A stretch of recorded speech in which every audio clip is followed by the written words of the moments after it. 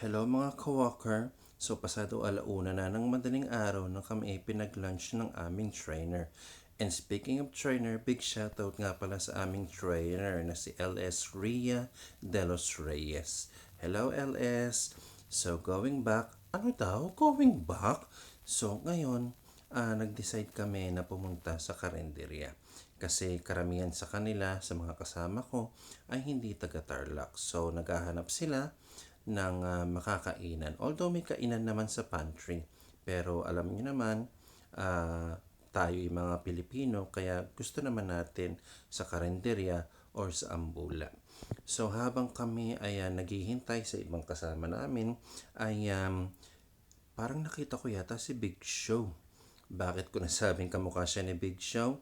Kasi may activity kami na tinanong kami isa-isa kung sinong kamukha namin.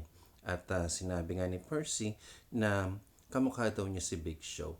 And big shoutout nga pala sa Wave 1 ng Allstate ng Found Ever. Hindi paid promotion yan ha. Sincere yan.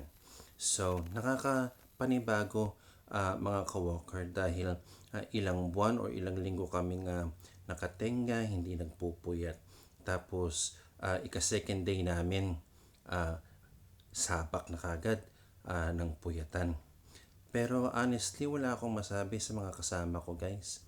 Dahil lahat naman sila ay mababait, approachable, and easy to be with. Ano ba yan? Nabubulol ka na JC.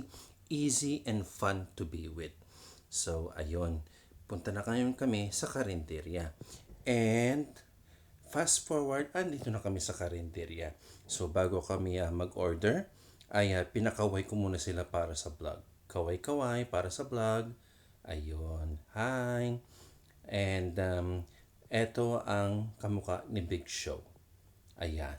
So, kami ay pipili na ng kakainin namin at kami ay kakain na. So, hanggang dito muna mga ka-walker. See you on my next vlog. Bye!